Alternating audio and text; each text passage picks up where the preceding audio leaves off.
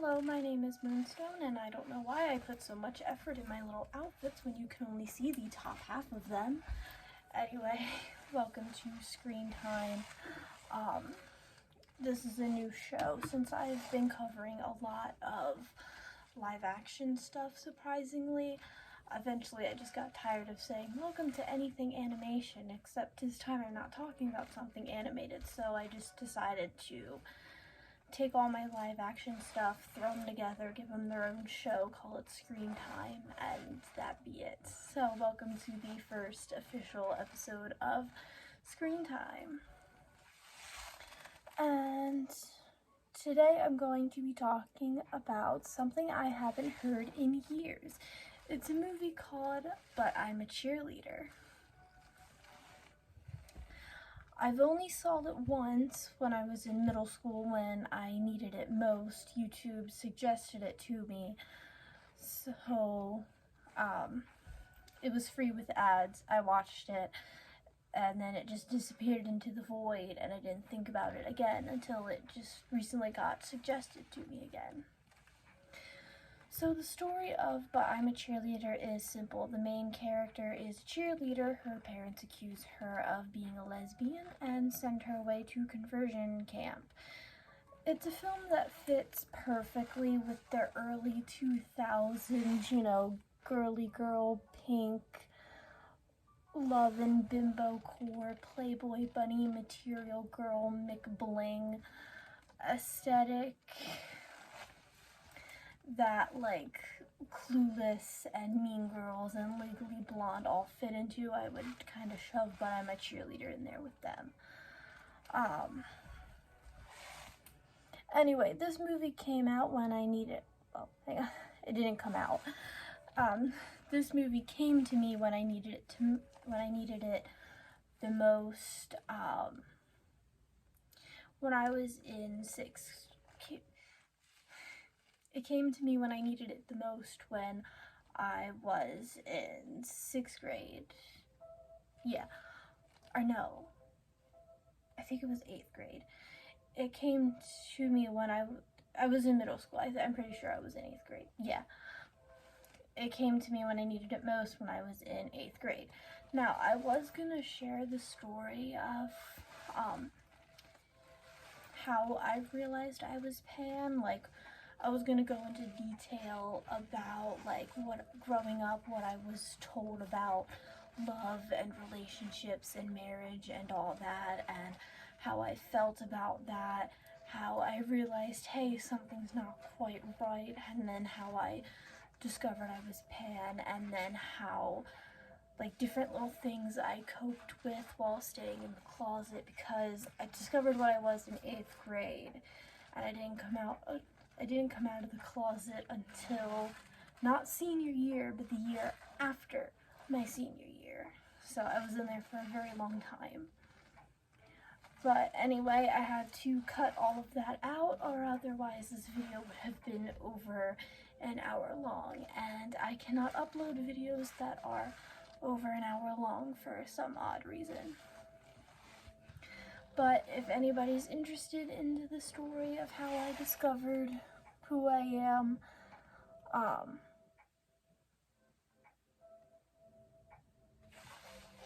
if anybody's interested in me telling the story of how I discovered not only my one flag but my other one, yell at me in the comments and I'll make a video explaining my entire story, because, I can.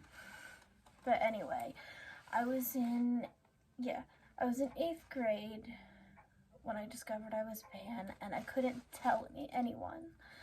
I couldn't tell my family because some family members, not all of them, made it very clear how they felt when it came to the rainbow side of things, while others are just unknown. So I could either risk it with the unknown, I don't know how they feel about it, they're unknown, or I could just stay where it's safe. I chose to stay where it's safe. And then, as for friends, I was scared if I came out they wouldn't be my friends anymore, since I did witness that happening I did witness that happen to one of my friends. They came out to me and everyone else, and everybody just shunned them while I didn't understand at the time. And yeah. And I couldn't come out online because at the time I only had Pinterest and Musical.ly before it was changed to TikTok. And my mom would monitor every single little thing I posted. My accounts both had to be private. I was only allowed to follow people I knew, and if I wanted to make a Musical.ly, I would have to let her listen to the audio, approve of the audio, make the video, show her the video, get her approval onto the video. Comments had to be off, and then I was allowed to post it.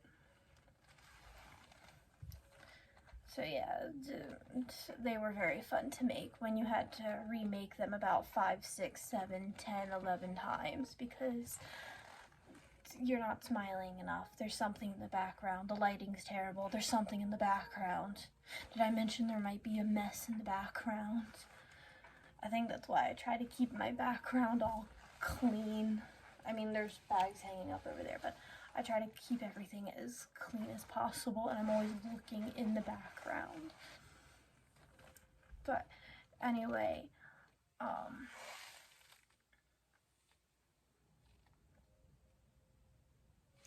during this time, during middle school, once I figured out what I was, I felt very alone and very isolated because I knew what I was, but I couldn't tell anyone, and I was the only one who was like this. I was watching a lot of Mojo videos off YouTube for some reason, and there was one where it was like top 10 LGBT movies or something. Anyway, I watched that video and I wrote all of them down, and then once I got done with that video, I YouTubed every single one to see if I could find it, and lo and behold, the only one I could find free with ads right here on YouTube, But I'm a Cheerleader.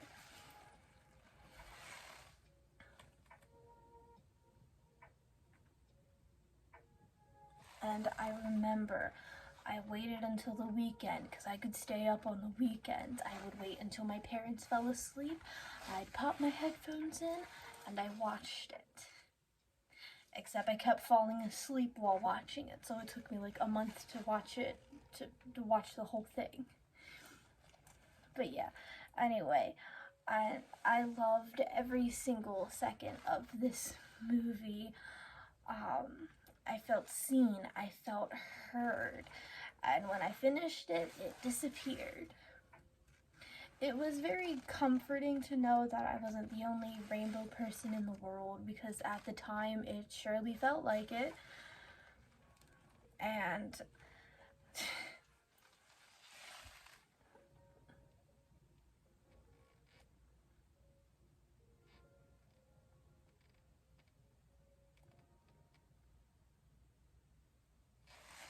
yeah, there we go. Okay, I thought an ad was gonna come up, but anyway, I loved this movie so much. It was very comforting because at the time I felt completely alone, and it's hard keeping a secret like that, especially in middle school when everyone starts dating and you're the only one in the friend group who doesn't date. So who doesn't date or has a boyfriend or never had a crush before, so everyone starts getting suspicious, so you gotta look around really fast and pretend you have a crush on generic Joe over there.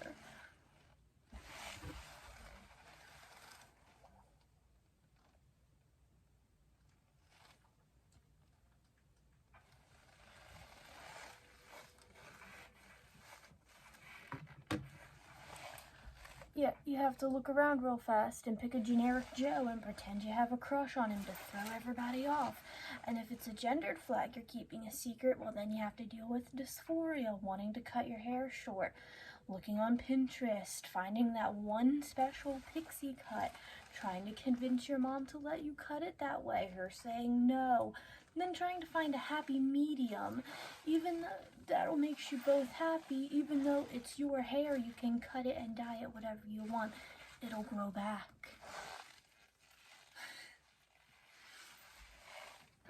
But anyway, our movie begins with cheerleaders cheering and doing flips and jumps, and after practice, our cheerleader, who turns out her name is Megan, meets up with her boyfriend for a lovely make-out time.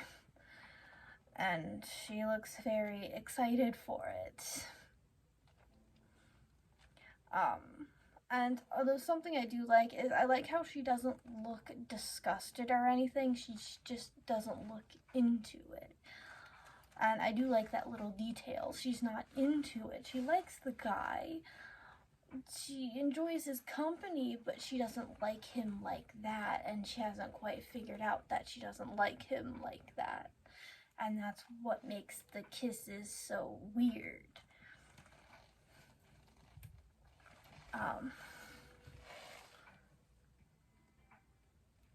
Yeah, she's probably thinking, am I doing this right? Is he doing this right? Why am I not enjoying this? I'm supposed to. And then after a bit, she does manage to pry him off, only for him to do that thing that boys do, the come on, please, please, please, puppy eyes, please. And they don't stop until you go, fine. And then round 2 begins.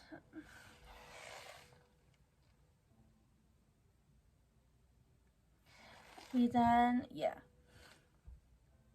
round 2 begins. We then cut to her at home with her Christian family, and they're all doing that little pray thing before dinner where they all have to hold hands, and the head of the household, the father, it's always the father, or the grandfather, he does his little thanking the Lord, asking for things, and then they let go of each other's hands. But in the middle of the pray, the dad actually looks over at Megan and talks about staying on the path of goodness and how it's sacred to stay on the path. He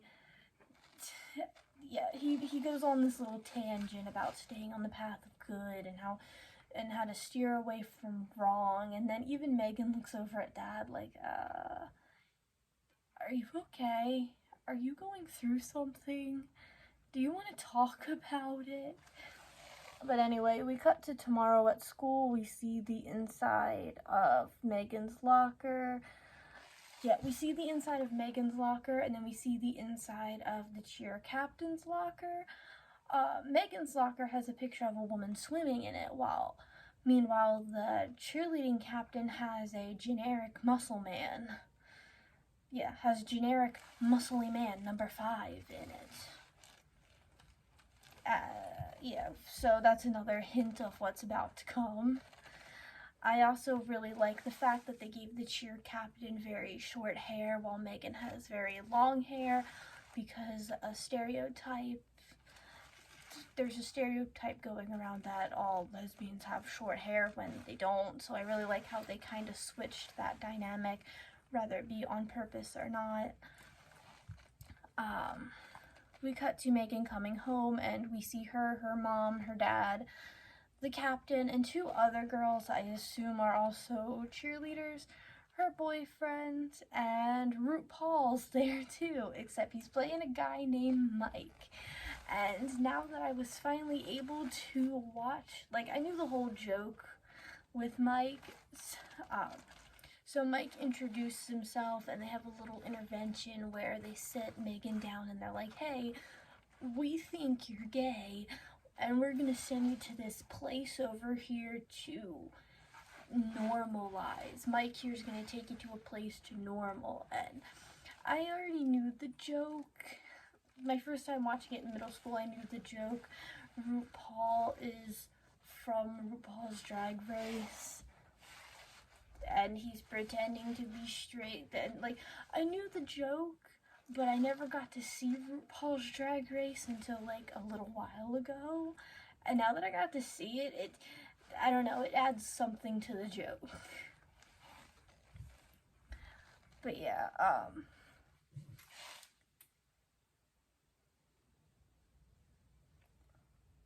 yeah, they have that. They sit down, they have a little intervention about how they think Megan is a lesbian, and that's okay because RuPaul's gonna take her to a place called True Directions for a few months and fix her, even though she doesn't want to go. And yeah, something I noticed: when the parents drop her off, the mom does not hug or kiss her. Like, when Megan left for school, she kisses both her mom and dad on the cheek, which, okay, I mean, every family's different. I mean, my parents, well, my dad used to hug me good night every night until I moved out, which some people might look at that and say that's weird, so I'm not going to say anything. But when the parents drop Megan off at True Directions, the dad obviously hugs her, gives her a little kiss on the cheek. The mom doesn't. The mom almost is scared of Megan, like she's gonna do something to her, even though it's her mom. We learn that Megan will be there for 2 months, and we see some of the other girls in their pretty pink room, which would make Barbie jealous. We cut to Megan's first group therapy session. There we learn the first step to it. Yeah, the first step is admittment.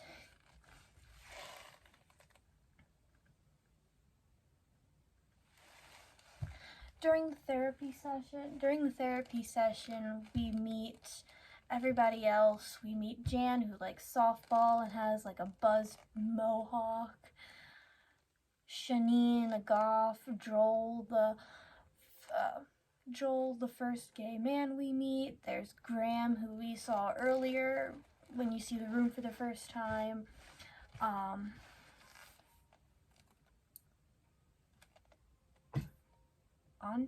Andrea? I forgot how it's pronounced. I think it's Andrea. And Zuko, Dolph. He was a fun surprise. But yeah, I was not expecting the voice of Prince Zuko to be here, but he's a guy named Dolph now. And there's Clayton. Yeah. He is. And Clayton. Yeah, there's Zuko, who's actually Dolph, and then there's Clayton. Okay, Mary, the lady running True Directions, tries to get Megan to admit she's a lesbian. Megan, after some talking with the others, comes to the realization that she is. And the scene is so funny, because instead of admitting she's a lesbian, they want her to say she's a, I can't say the word because of YouTube, but they try to get her to say she's a homo Shrek, she will, and the way she says it, and then they all hug her for admitting it, and then she starts crying, and then she starts drooling because she's just so upset for no reason. But yeah, and the whole scene is just very funny, just the over-the-top acting going on. It's very funny. And then, yeah, we have a fun little montage of everybody doing stereotypical gendered things. They have the boys chopping wood and working on cars and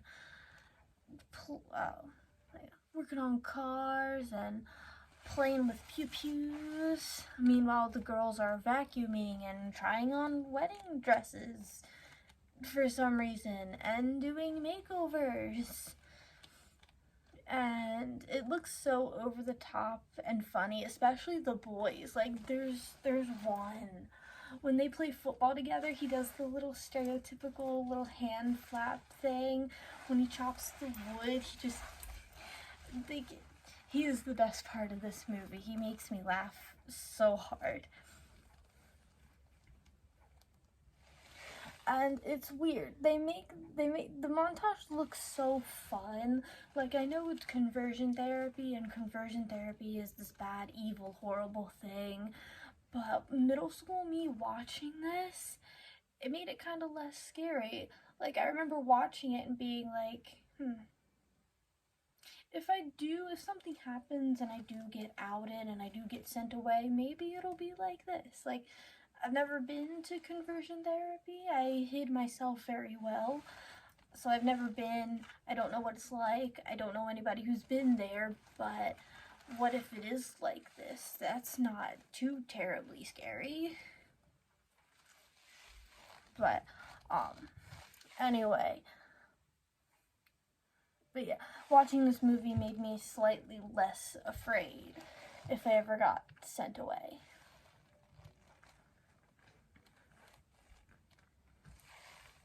We end the montage with them talking, so at the end of the little montage, they talk about what made them gay, from going to an all-girls school to too many showers in the boys' locker room. Traumatic biddies is probably my favorite excuse. Some of the reasons were funny.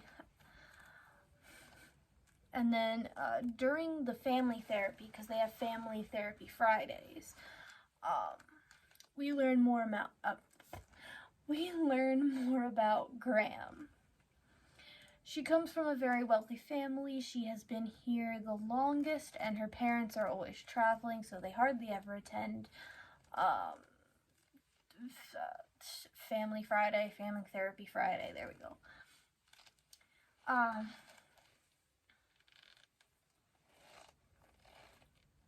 Yeah. She's been here the longest, and her parents are always traveling. Megan, yeah. And then something that they try to do with Megan is they were like trying to discover her root. You know, what's something that happened that makes something that happened that she thinks made her gay, basically. And she thinks her root is watching her mom work while her dad was unemployed. And hearing that made me wonder, what time period is this? Like, what time period is But I'm a Cheerleader in? Because I wondered this since I saw the school scene, because the way Megan styles her hair and the clothes she wears and the furniture in her house makes me want to say 50s. But then Graham has the wet look, which was very popular in the 90s, so what time period are we in? Like, watching your mom work is the thing that turns you gay? It doesn't make sense, but, like, it's not supposed to, but what time period are we in? Like, why is that so weird for Megan to see her mom work? Anyway, Megan and Graham spend some time together. Megan starts to get a little crush on Graham. Eventually, Graham tells Megan why she's actually at True Directions. Actually, no. I mean, she does, but not yet. Graham tells Megan, she tells Megan why she's at True Directions. And she talks about how there is no fixing you. There is no true direction. It's just about not getting caught, and she got caught. That's why she's here. She was caught doing a little something with one of her friends. That's how she ended up at True Directions. And after another fun day of doing stereotypical gendered things, Graham and a few others plan to sneak off. Megan catches them and then eventually joins them. And then we meet two other very important characters. There are two men who are ex-True Directioners. They were just like the kids here. Well, I shouldn't assume they're kids. Well, actually, they might all be high school age. So yeah, kids, I guess.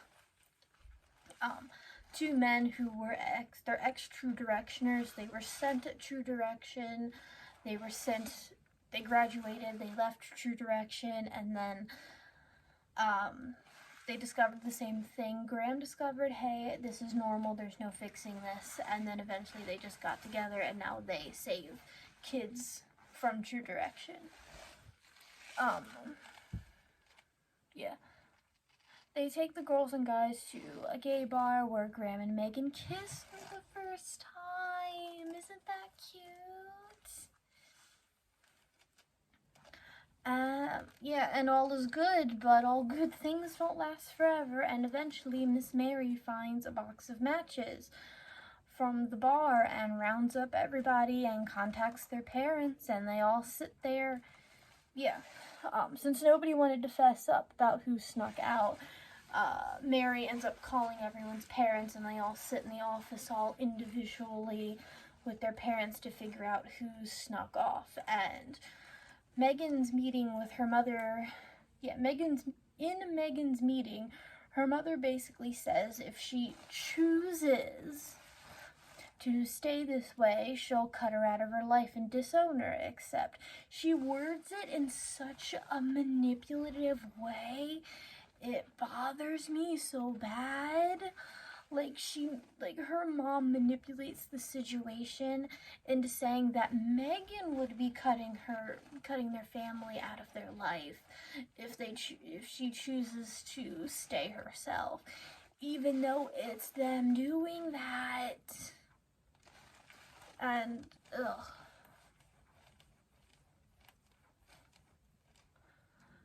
Megan eventually does get kicked out of True Directions. Megan eventually does get kicked out of True Directions, and with no home to go to anymore, she ends up going to Larry and his husband's house, the two people who took him to the bar. And they're so cute. Like, Larry and his husband, I forgot his husband's name, but they're so cute. So Larry and his husband,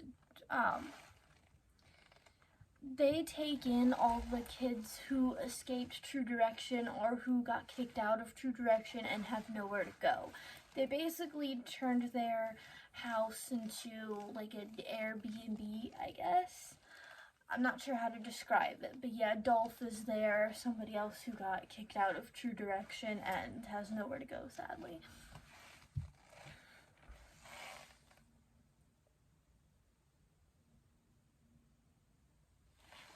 And when Megan first gets there, then she's like, hey, I need you to teach me how to be a lesbian. And they say something very important to Megan. So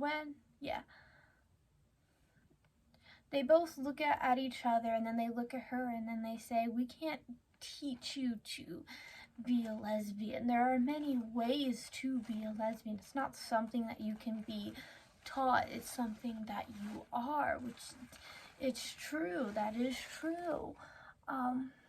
We also watch Larry, I think I said Larry. We also watched Larry and his husband get in a little scuffle. I wouldn't even call it a fight. It's just a little scuffle with each other. And I love how their little fight is handled, because it's handled the same way gay people usually fight.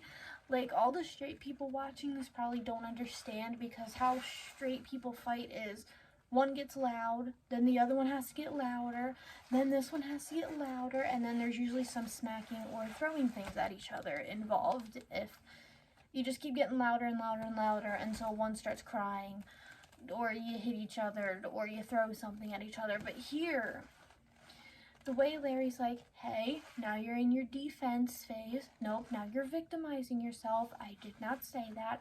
I said this. Okay? And I only said this because I'm a little frustrated right now. Like, they talk it out. And it's so sweet.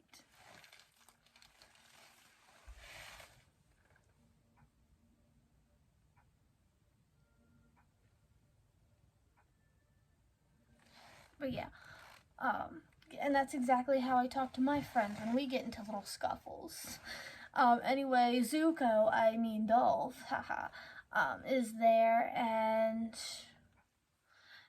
yeah, Megan and Dolph come up with a plan to get Graham and Dolph's boyfriend, Andre. It's Andre, because it's spelled right in the script here. They both come up with a plan to get Graham and Andre to escape with them and leave True Directions, so they can, So during the graduation ceremony,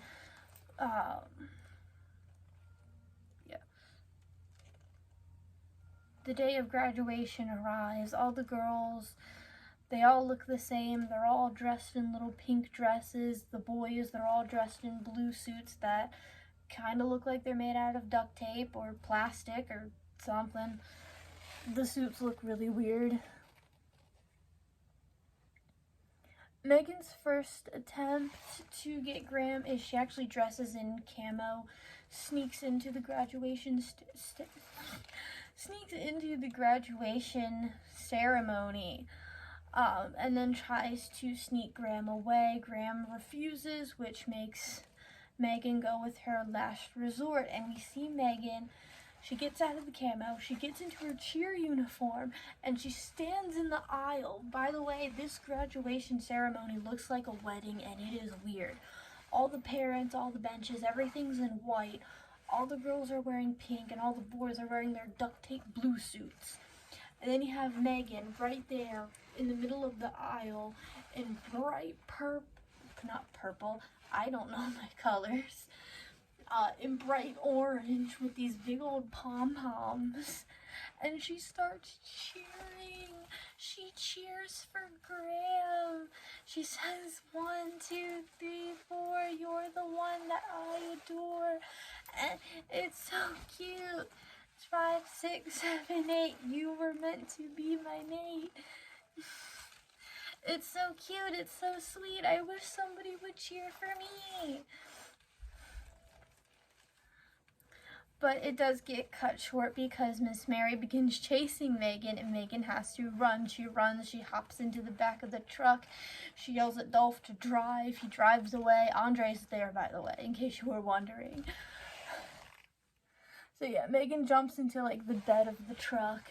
She tells Dolph to just hit it, punch it, go. Miss Mary's chasing after me. Yeah. Dolph starts up the car and starts driving away, Dolph starts up the car, but right before they're able to drive away, Graham runs after Megan, screaming, come back, and Megan helps Graham get into the back of the truck, and they share a kiss. And they drive away. And the movie just ends. I assume they're going back to Larry and his husband, because where else would they go? And they're finally together, and they don't have to worry about their parents anymore. Well, Megan doesn't have to worry about her parents anymore, and I assume Graham doesn't either. Well, actually, they were at the ceremony, so they might try to do something. But anyway, Megan doesn't have to worry about her parents or True Direction coming after them, and the movie just ends. And yeah, finding an LGBT film is already rare. Well, it was already super rare back then. I think this came out in like the 90s, so finding a rainbow film back then was super rare. Finding one with a happy ending was even rarer, and I found one. The first one I watched had a happy ending.